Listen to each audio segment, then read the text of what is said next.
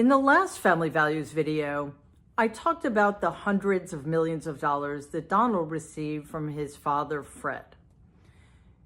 This money, this massive amount of money, helped Donald create the persona of an incredibly wealthy and brilliant self-made entrepreneur. Nobody knew better than my grandfather that this was a complete fiction, but Fred didn't need Donald to be a business success. By the late 1980s, my grandfather had already acquired a vast fortune. But once my grandfather decided that my dad, his oldest son, Freddie, wasn't fit to be the heir to his empire, Fred began to recognize that Donald might be. He was, after all, as narrow-minded and provincial and egotistical as Fred. But Donald also had a confidence and brazenness about him, qualities that Fred planned to turn to his advantage. He knew Donald didn't have the temperament for the day-to-day attention to detail that was required to run his business, but he had something more valuable. He had bold ideas and the chutzpah to pull them off, or at least convince the tabloids that he'd pulled them off. Fred had long wanted to expand his empire into Manhattan, which has always been the gold standard and holy grail among real estate developers in New York City.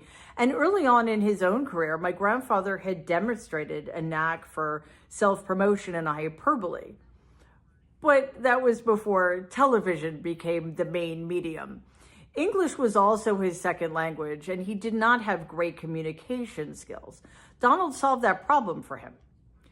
Donald's first two projects, the first turning the old Commodore Hotel into the Grand Hyatt, and then the construction of Trump Tower, were acquired and developed relatively smoothly, in large part because of my grandfather's expertise as a developer and as a deal maker. Neither project would have been possible without Fred's money and his own success.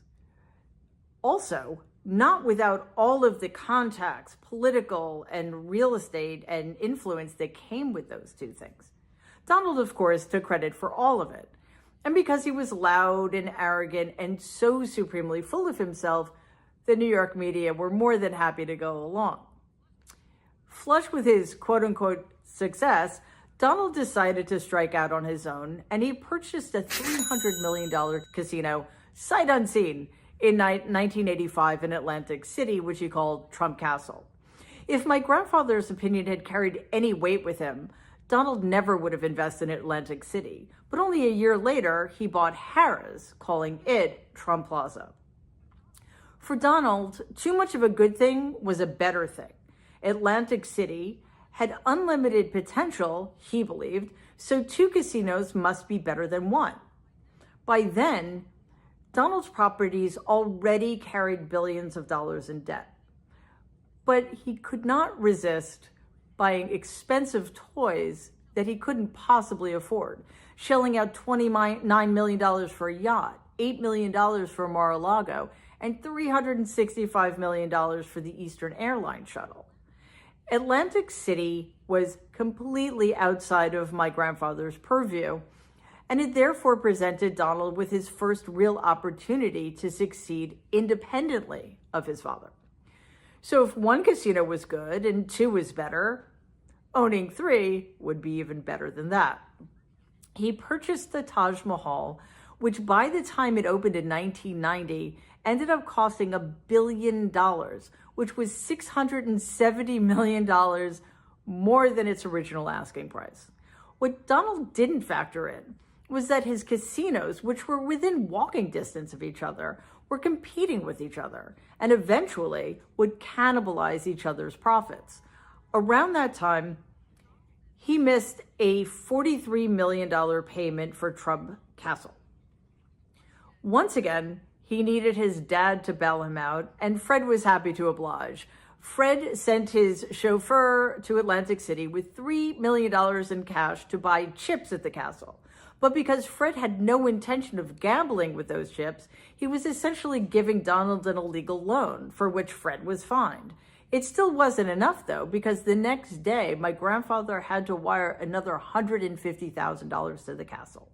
Donald may have controlled 30% of the Atlantic City market share, but the Taj Mahal made it impossible for his two other casinos to make money.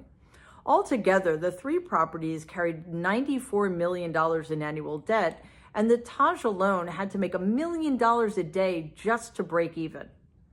The banks that were holding Donald's debt at this time were terrified that his struggling properties were going to lose even more value. And because the Trump name was the draw, and without the Trump name, there would be no customers or investors, they decided they needed to prop Donald up, because the Trump name without the Trump lifestyle wasn't worth very much.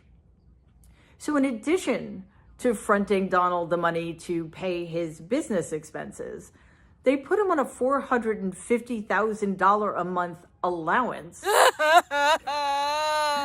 almost $5.5 million a year, for having failed miserably, so people could still believe the bullshit myth that he was a success.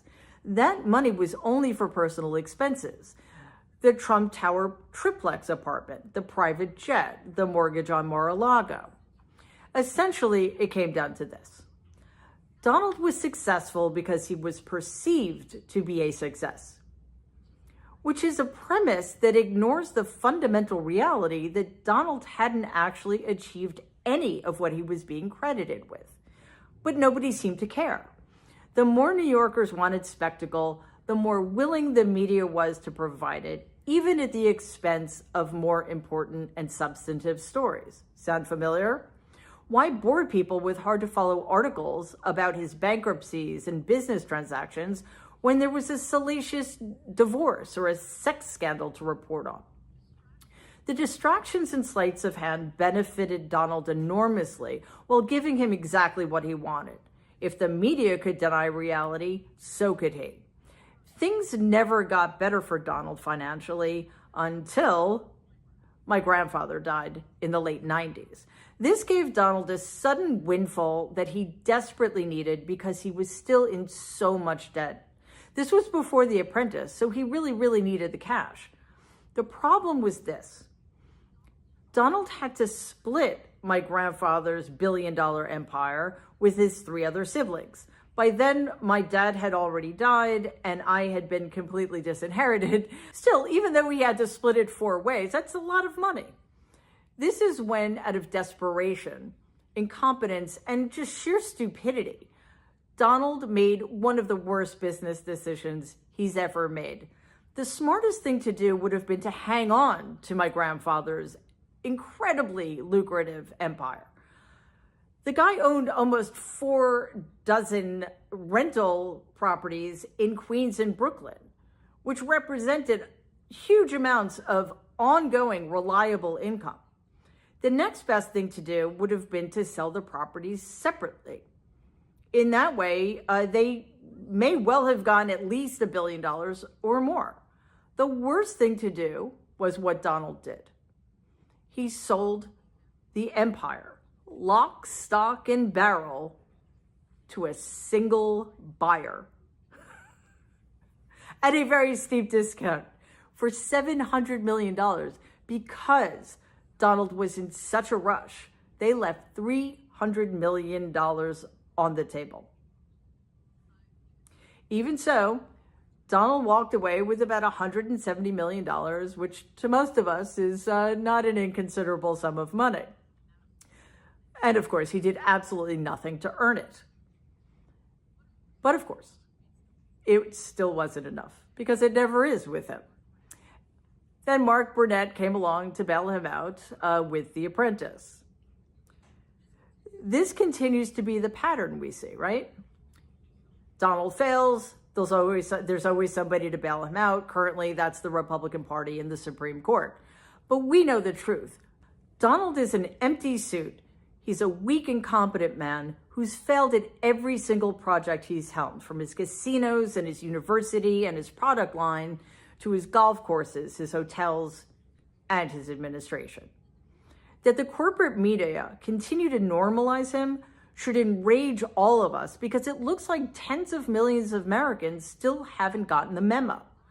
That Donald Trump is a failure, yes, but also that he means every single one of us harm and will do untold damage to this country and to its people if he's given another chance. Please take a second and like and share this video. Be awesome if you could subscribe to the channel. If you're listening to us in podcast form, please follow us and give the show a 5-star rating because it really does help other people find our content. Thanks.